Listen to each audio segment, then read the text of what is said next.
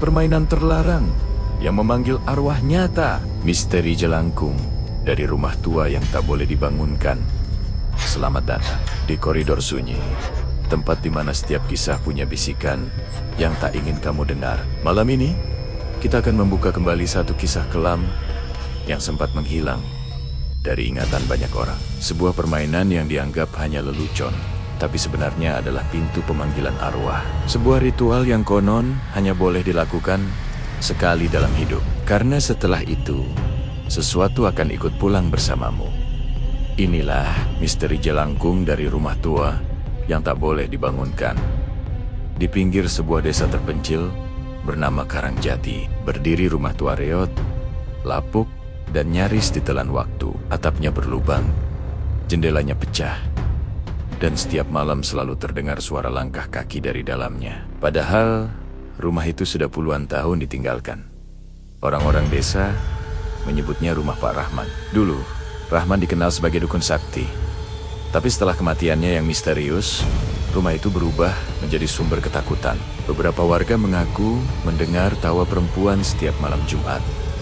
Ada pula yang melihat cahaya merah dari balik jendela seperti bara api yang menyala dari dalam kegelapan. Anak-anak dilarang mendekat. Orang dewasa bahkan memilih jalan memutar daripada lewat di depannya. Namun rasa penasaran anak muda seringkali lebih kuat daripada rasa takut. Malam itu, bulan nyaris tak terlihat.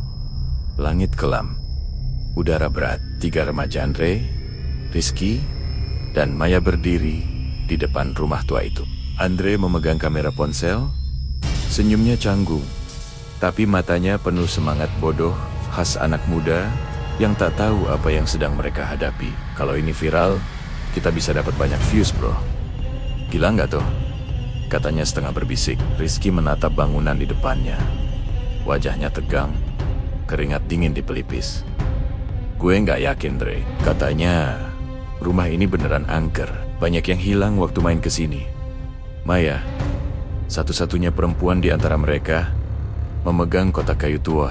Kotak itu ia temukan di rumah neneknya, dengan tulisan aksara Jawa yang nyaris pudar. Katanya, ini wadah boneka jelangkung zaman dulu. Kalau mau ritualnya berhasil, bonekanya harus dari tanah liat, bukan jerami, ucap Maya pelan.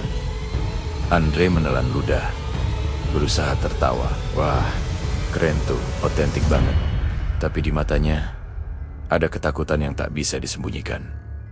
Mereka masuk ke dalam rumah. Aroma debu dan kayu lapuk menyeruak. Lantai retak, dinding berlumut, dan di pojok ruangan tergantung jam tua jarumnya. Berhenti di angka 12. Maya menyalakan lilin. Cahaya oranye redup menari di wajah mereka, menciptakan bayangan panjang di dinding seperti sosok-sosok yang ikut mengawasi. Andre mengatur posisi kamera. Kita mulai pas jam 12 malam.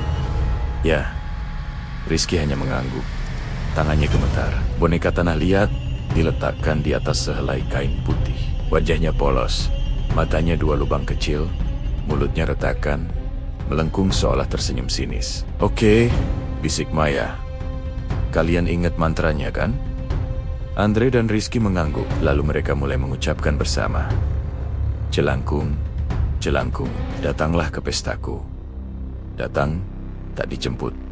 Pulang tak diantar. Suara mereka menggema pelan. Semakin lama semakin serempak dan semakin dalam. Udara mendadak berubah dingin. Rambut di tengkuk mereka berdiri. Maya menelan ludah ia, merasa ada sesuatu yang menatap dari balik kegelapan.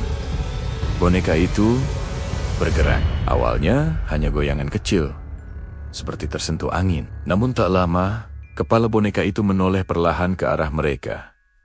Andre ternganga. Kalian lihat itu? Suara retakan tanah liat terdengar jelas. Mulut boneka itu membentuk senyum yang terlalu lebar. Siapa yang memanggilku? Suara itu serak, berat, seperti datang dari bawah tanah. Ketiganya membeku. Ini nggak lucu, Dre, bisik Maya. Mata boneka itu menyala merah. Udara semakin dingin. Lilin padam, gelap total. Suara langkah kaki terdengar dari atas, lalu dari dinding sebelah kanan, lalu kiri, dan dari belakang mereka. "Siapa di sana?" teriak Rizky. Tak ada jawaban, hanya suara tawa perempuan lirih. Pelandi awal semakin dekat. Andre menyalakan senter ponselnya. Cahaya kecil itu menangkap bayangan samar sesosok perempuan, berambut panjang berdiri, membelakangi mereka di pojok ruangan. "Kalian tidak seharusnya memanggilku. Aku haus akan jiwa kalian." Rizky tersungkur. Tangannya ditarik sesuatu dari bawah lantai. "Lepasin gue." Andre menghantam pintu. Tapi pintu tak bergerak. Kuncinya berkarat, seolah menolak terbuka. Dari segala arah terdengar bisikan, "Kembalikan tubuhku. Jangan biarkan dia pergi. Kami masih di sini." Maja menanjis, menutup telinganya. Tapi bisikan itu semakin keras, seperti ribuan suara dari bawah tanah. Andre menatap boneka. Di lantai wajahnya kini berubah menyerupai manusia. Matanya basah, seperti hidup. "Jelangkung, jelangkung." Boneka itu mengulang sendiri mantra mereka. Datang, tak dijemput. Pulang, tak diantar. Andre mulai panik. "Kita harus ngelakuin mantranya." Balik, Maya berusaha menyalakan lilin, tapi setiap nyala selalu padam seperti ada yang meniupnya. Rizky berteriak, "Gue nggak mau mati di sini." Andre menggigit bibir, lalu memaksa ucap, pulang tak diantar. Datang tak dijemput, jelangkung, pergilah." Tapi suara tawa itu makin keras. "Kalian pikir bisa menyingkirkan aku semudah itu?" Lalu hening. Seketika, semua suara lenyap. Lilin menyala perlahan, dan pintu rumah terbuka sendiri. Mereka keluar tergesa. Napas tersengal, tubuh gemetar. Namun saat menoleh ke belakang, boneka itu hilang. Hanya kain putih tersisa, penuh bercak merah. Sejak malam itu, mereka tak pernah membicarakannya lagi. Tapi satu demi satu, kejadian aneh mulai datang. Seminggu kemudian, Rizky ditemukan pingsan di kamarnya. Di dindingnya tertulis dengan darah, "Aku belum kenyang." Andre berhenti membuat konten. Maya pindah tanpa jejak. Rumah itu masih berdiri, dan setiap malam Jumat, warga mendengar tawa lirih dari dalamnya. Beberapa mengatakan melihat bayangan boneka tanah liat di jendela, menatap keluar menunggu seseorang untuk memanggilnya lagi. Kita tidak tahu apakah kisah ini nyata atau hanya legenda turun-temurun. Tapi satu hal yang pasti, ada alasan kenapa ritual jelangkung disebut permainan terlarang, karena kadang yang datang tidak pernah benar-benar pergi. Namun kisah tak berhenti di situ.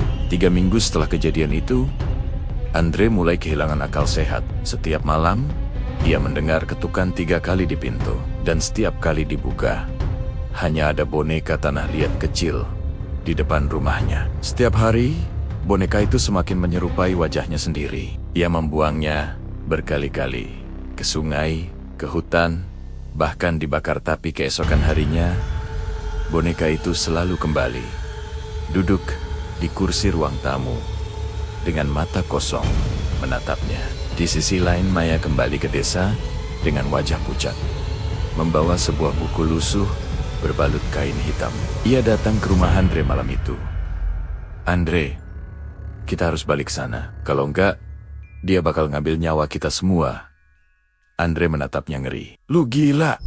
Gue nggak mau ke rumah itu lagi. Kalau kita nggak nutup pintunya, dia bakal terus nempel." Maya membuka buku itu, isi tulisan aksara Jawa kuno dengan gambar boneka tanah liat bermata merah. Boneka itu bukan mainan, itu wadah untuk roh penasaran. Dan yang kita panggil waktu itu bukan manusia. Maya menatap Andre. Matanya berair. Yang memanggil harus menutup pintunya dengan darahnya sendiri. Andre menelan ludah. "Darah siapa?" Maya menjawab lirih. "Darah orang yang pertama kali membaca mantranya. Aku." Malam itu mereka kembali ke rumah Pak Rahman. Langit kelam tanpa bintang, udara mati. Mereka melangkah masuk dengan lilin dan buku ritual. Rumah itu kini berbau lebih busuk, seperti darah kering bercampur tanah basah. Andre merekam, menatap Maya dengan ketakutan yang campur aduk. Kalau ini akhir, orang harus tahu. Maya hanya menatap kosong. Kalau aku nggak keluar dari sini, bakar rumah ini sampai habis. Mereka mulai membaca mantra. Jelangkung, jelangkung. Suara mereka menggema. Udara menggigil. Kali ini bukan boneka yang bergerak, seluruh rumah ikut bergetar. Dari langit-langit, menetes cairan hitam pekat. Dari lantai muncul tangan-tangan membusuk, berusaha meraih mereka. Kembalikan aku. Kalian janji, aku ingin tubuhku. Maya meneteskan darah di tanah. Api lilin berubah biru.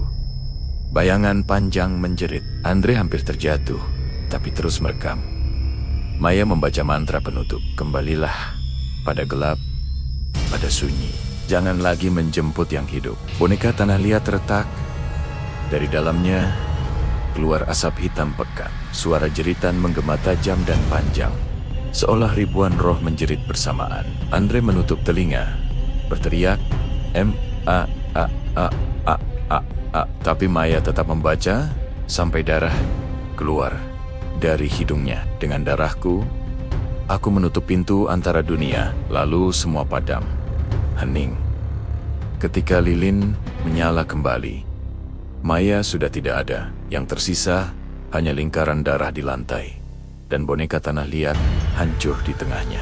Andre berlari keluar, menatap rumah yang perlahan runtuh, terbakar dari dalam tanpa sebab. 3 hari kemudian, rumah itu jadi abu. Tak ada mayat, hanya kamera ponsel Andre ditemukan dengan rekaman terakhir berdurasi 27 detik. Dalam rekaman itu, Andre menatap kamera dengan mata lebar, bibir bergetar, lalu berkata pelan, "Dia nggak mati, dia di sini." Lalu kamera jatuh, menampilkan bayangan boneka berjalan di belakangnya. Tidak ada yang tahu apa yang sebenarnya terjadi malam itu.